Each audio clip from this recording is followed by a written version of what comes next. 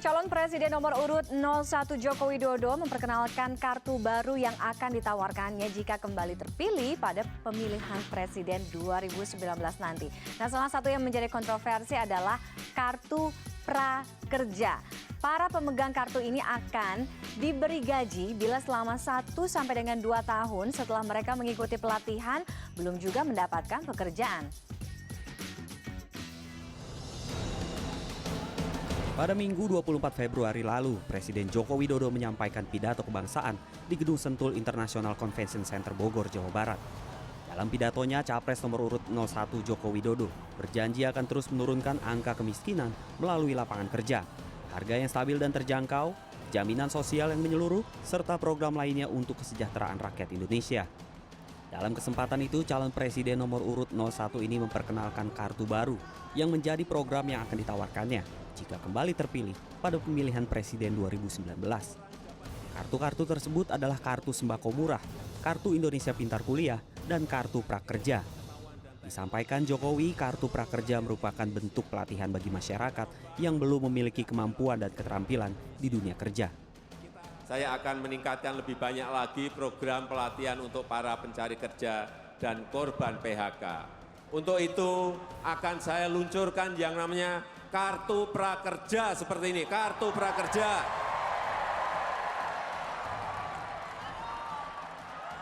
Akan kita luncurkan untuk memberikan layanan pelatihan vokasi, untuk scaling, untuk reskilling, dan untuk upscaling.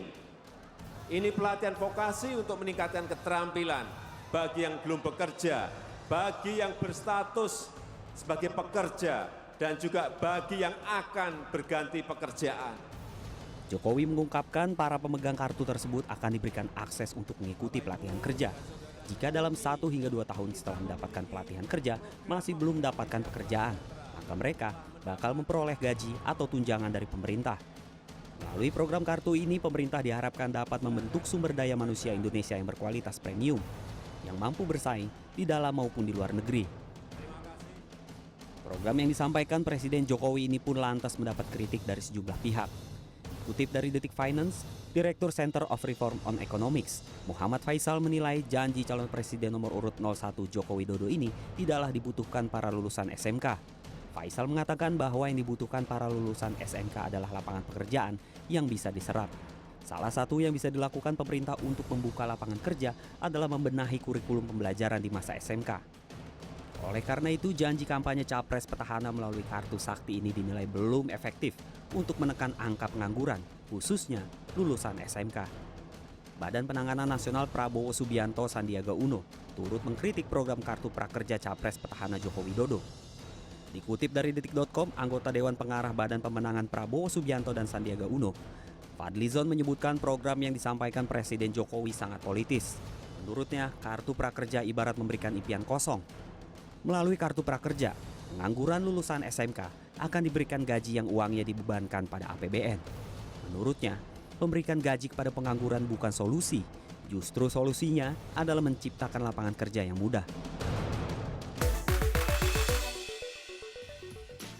Kartu Prakerja, salah satu program kartu baru yang ditawarkan oleh calon Presiden nomor urut 01 Joko Widodo jika kembali terpilih pada Pilpres 2019 menuai kritik. Dan kita akan bahas mengenai polemik ini bersama di ujung telepon sudah ada Mbak Eni Srihartati, Direktur Eksekutif Indef. Mbak Eni, selamat malam.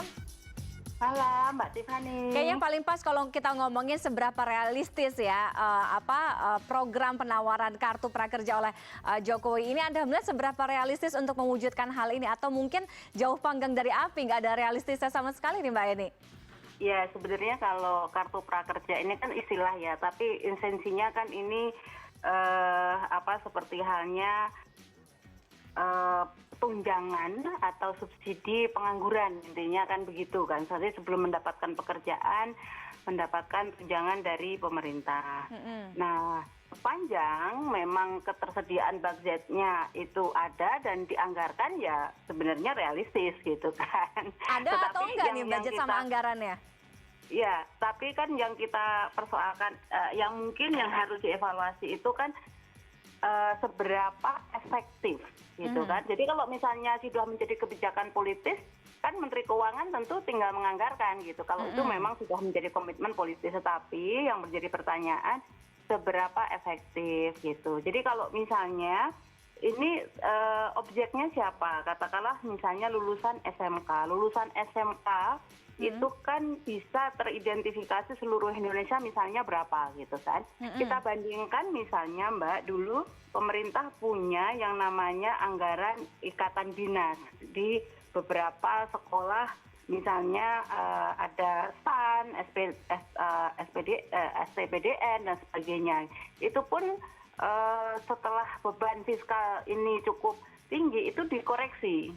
Nah, jadi banyak yang ikatan dinas itu dihilangkan gitu. Padahal itu hanya beberapa dan untuk fokus tujuan khusus. Nah, kalau ini ditujukan misalnya untuk SMK, nanti lulusan SMK yang belum mendapatkan pekerjaan, baseline misalnya hari ini pengangguran untuk level lulusan SMK itu 11%. Jadi yang tidak mendapatkan pekerjaan atau belum memperoleh pekerjaan setelah lulus SMK itu jumlahnya cukup besar gitu kan. Nah, saya misalnya bandingkan secara sederhana, kalau memang lulusan SMK ini bisa biar cepat kerja, maka mana yang lebih efektif kalau anggaran itu misalnya untuk peningkatan kualitas dari lab laboratorium dan juga di SMK. Karena Pembangunan SDM kira-kira seperti itu ya? Bukan SDM-nya, fasilitasnya di SMK-nya. Jadi kalau misalnya laboratorium dan juga ini kan akan memacu atau meningkatkan kualitas lulusan SMK. Nah, kalau lulusan SMK ini terampil, punya benar-benar keterampilan dengan adanya pendidikan yang berkualitas gitu, dengan perbaikan kualitas SMK, maka pengangguran lulusan SMK itu dengan sendirinya akan turun. Gitu. Nah, sehingga ini kan juga yang harus disimulasikan mana yang lebih efektif. Itu pertama. Nah, yang kedua, pengangguran kita ini kan tidak hanya lulusan SMK. Pengangguran terbuka memang 7 jutaan sekarang. Tetapi lihat berapa pengangguran yang terselubung.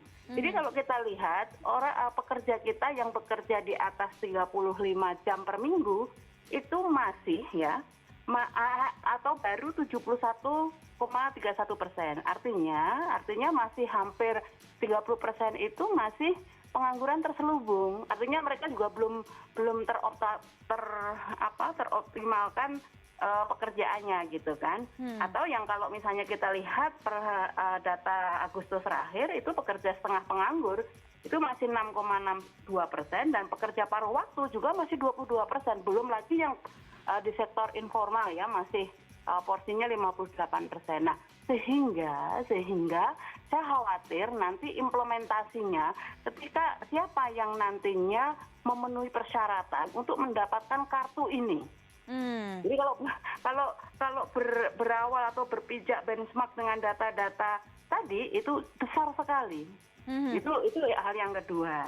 Nah, hal yang ketiga, selama ini efektivitas kebijakan fiskal itu kan fokusnya adalah memberikan stimulan pemerintah fungsinya. Jadi kalau memang pemerintah pengen terjadinya akselerasi lapangan kerja, maka yang harus dilakukan adalah misalnya fokus ke memberikan insentif ke industri-industri padat karya, memberikan insentif ke sektor-sektor UMKM yang dengan sendirinya kalau UMKM itu bisa sustainable maka dia akan berpeluang untuk menciptakan lapangan kerja. Nah, termasuk juga mengundang investasi.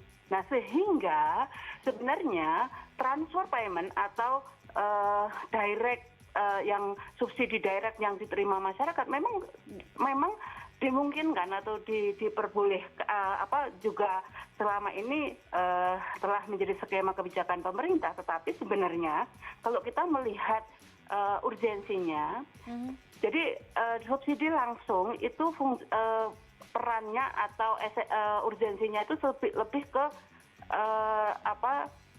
yang emergency rescue gitu. Jadi kalau ketika misalnya kemarin BLT kan karena ada dampak kenaikan BBM kasih BLT, terus rastra juga orang yang miskin di level terendah.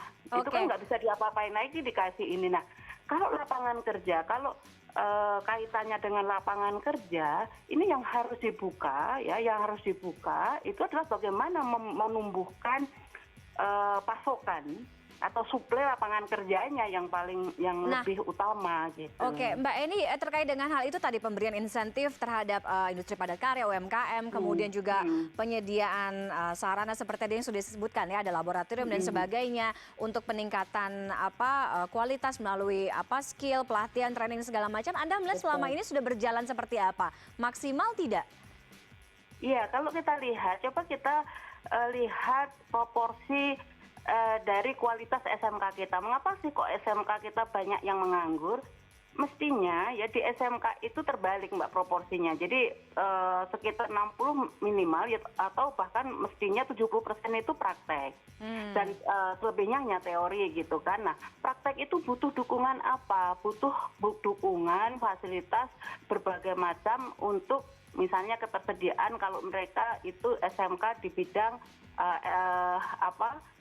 elektronik gitu kan. Nah, ini kan membutuhkan sarana prasarana yang update, teknologi-teknologi yang update dan juga peralatan yang update gitu, sehingga lulusan SMK ini benar-benar menguasai teknologi yang sedang digunakan oleh dunia usaha sekarang, sehingga dunia usaha ini langsung bisa memakai gitu. Oke, Mbak Eni, menarik sekali insight dari Mbak Eni, tapi saya harus menyudahi dulu karena kita sekarang harus mendengarkan kumandang azan maghrib. Tapi sekali lagi terima kasih untuk perbincangannya, untuk insight-nya di CNN Indonesia Connected malam hari ini. Terima kasih. Kami masih akan lanjutkan CNN Indonesia Connected usai kumandang azan maghrib berikut ini. Tetaplah bersama kami.